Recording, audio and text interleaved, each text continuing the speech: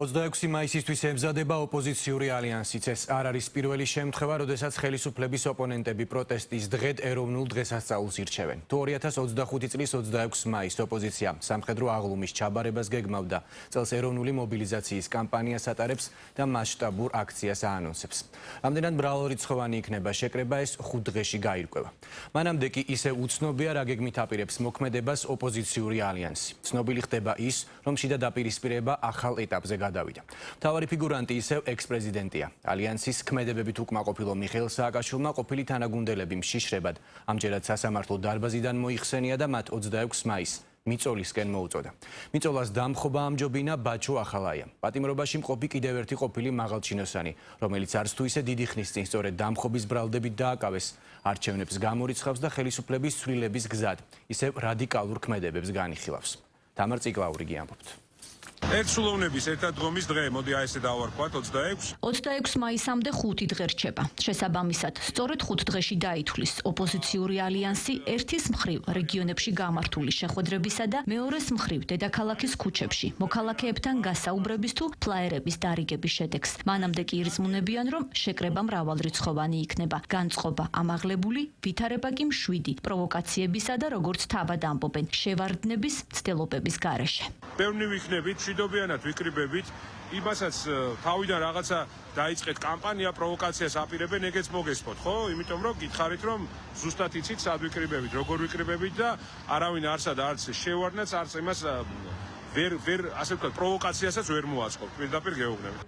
რუსთაველის მეტროსთან მოქალაქეებთან გასაუბრებისთვის დილით მისული გიორგი ვაშაძე 26 მაისს დიდ და მშვიდობიან შეკრებას კი აანონსებს, თუმცა არ საუბრობს კონკრეტულ გეგმაზე, უფრო ზუსტად იმაზე, რას შესთავაზებს ალიანსი აქციაზე მისულ მოქალაქეებს, შეკრებას და მშვიდობიან დაშლას თუ გეგმაში ბრძოლის სხვა სტრატეგია აქვთ. მანამდე კი ფლაერების დარიგების ფონზე მხოლოდ მშვიდობიან შეკრებაზე აქცენტს ალიანსს კვლავ უწუნებს მიხეილ სააკაშვილი. ამჯერად გარეთ მყოფ ოპოზიციონერებს რიტორიკა და ლოგიკა სასამართლო პროცესიდან დაუწუნა და მთავარ საბრძოლო გზად. არა შეკრება და შემდეგ დაშლა, არამედ მიწოლა და ბრძოლის ბოლომდე მიყვანა განუსაზღვრა. საჭიროა მიწოლა, ციხის არ შეშინება. ჩემი ყველაზე პროდუქტიული წლები გავატარე ციხეში. თქვენ ხართ მშიშრები, მე არაფრის მეშინია. დარწმუნებული ვარ, ვითარება ძალიან მალე შეიცვლება. მოგიწოდებთ ერთიანობისკენ. მხარს უჭერ 26 მაისის აქციას. ერთმანეთს დავანახოთ, რომ ბევრნი ვართ. შევიკრიბეთ, დავიშალეთ და გეტყვით, როდი შევიკრიბოთ. ასე არ გამოვა. ბოლომდე წასვლა უნდა იყოს. ხალხის ხარჯზე ევროპაში ყელმოღერებული სიარული ჩვენ არ გვჭირდება. დამხობით ცვლილებაზე ისმოდა მოწოდებები დღეს კიდევ ერთი სასამართლო დარბაზიდან, სადაც ბრალდებულის სკამზე სწორედ კონსტიტუციური წყობილების ძალადობით შეცვლისა და სახელმწიფო ხელისუფლების დამხობის ბრალდებით დაკავებული ბაჩო ახალაია იჯდა. ახალაიას პოლიტიკური საყვედური ეხებოდა ყველას, ვისაც არჩევნების გზით ცვლილების იმედი აქვს, სამაგიეროდ საბრალდებო სკამიდან ირწმუნება, რომ ხელისუფლების დამხობისთვის ყველაფერს გააკეთებს. ხელისუფლება, რომელიც დღეს ჩვენ გვყავს, უნდა დავამხოთ. ეს არის ერთადერთი გზა, როდესაც დიქტატურა აწვება, საზოგადოების გზა არის დამხობა. მთელი ერი არც მონაწილეობს ხოლმე ამ პროცესში. რა ძალა, რა ფორმაც არ უნდა გახდეს საჭირო, უნდა მივახციოთ რეჟიმის დამხობას და ამ სასამართლო დარბაზებში უნდა გავასამართლოთ. ვიღაცები ამბობენ, არჩევნების გზით ხელისუფლებას შევცვლითო. თავს იტყუებენ და ივანიშვილს ატყუებენ. მე გავაკეთებ ყველაფერს, რომ ივანიშვილი დავამხოთ. თან ამბობს, რომ უდანაშაულოა და თან პირდაპირ ოცნებობს დამხობას. ხა რისი დამხობის უნარი აქვთ ამათ, ეგ სხვა საკითხი არის და დამხობით ერთმანეთს თუ დაამხობენ, ხოლო და მხოლოდ. დამხობის თაობაზე პოლიტიკურ მუქარას პოლიტიკური სარკაზმით პასუხობს მმართველი გუნდი. ქართული ოცნება ერთის მხრივ დამხობის მოწოდების ავტორ ბაჩო ახალაიასა და მეორეს მხრივ მიწოლის მომხრე სააკაშვილს მათი ხელისუფლებაში ყოფნის დროს გადადგმულ ნაბიჯებს კიდევ ერთხელ ახსენებს და დარწმუნებული არიან, რომ სწორედ მათი პოლიტიკური წარსული არის პასუხი აწმყოში მათ მიმართ საქართველოს მოქალაქეების განწყობაში. შესაბამისად, ქართულ ოცნებაში დარწმუნებული არიან, რომ გეგმები, რომელსაც მათი ოპონენტები ციხეში თუ ციხის გარეთ აწყობენ, შეუსრულებელ მისიად დარჩებათ.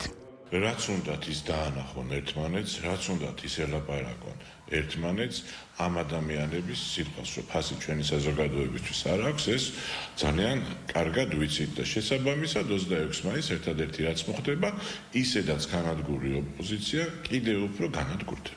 იმიტომ ეს ადამიანები არიან დამხობაზე მეოცნები ადამიანები და ეს დამხობა რას ნიშნავს სინამდვილეში საქართველოს განადგურებასა და სისხლის ზღვრას. ჩვენ ეს სცენარი გვაქვს 30 წლის წინ ჩვენს ქვეყანაში ნანახი, მაგრამ ის არასდროს აღარ განმეორდება, ამიტომ ამ ადამიანებს მხოლოდ ერთმანეთის დამხობა მოუწევთ. 2012 წლიდან დღემდე როგორც ჩაფლავდნენ ყველა წამოწყებაში და როგორც დაენგრათ თავზე ის ფანჩატურები, რასაც აკოწიწებდნენ, ისე დაენგრევათ ამ შემთხვევაში. 26 მაისი დღე დამოუკიდებლობის, რომელსაც თელიერი ზეიმობს, ამ დღესთან მიმართებით ყველანი იყვნენ ფრთხილად. გამორჩეულად კიდე ის ადამიანები 26 მაისს სისხლის ტპორები რო დააყენეს თბილისის ქუჩებში და აგერ რუსთაველის გამზირზე.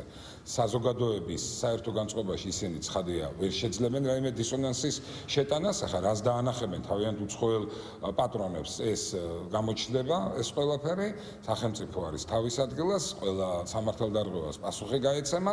რა გეგმას შესთავაზებს ოპოზიცია 26 მაისს აქციაზე მიწვეულ მოქალაქეებს 5 დღეში გაირკვევა. შესაბამისად გაირკვევა ისიც იქნება მიწოლა, როგორც ამას ოპოზიციას სააკაშვილი მოუწოდებს, დამხობის მცდელობა, როგორც ბაჩუ ახალაია, თუ მშვიდობიანი შეკრება, როგორც ქალაქის ქუჩებში გასული ოპოზიციური ალიანსის წევრები მოქალაქეებს ეუბნებიან.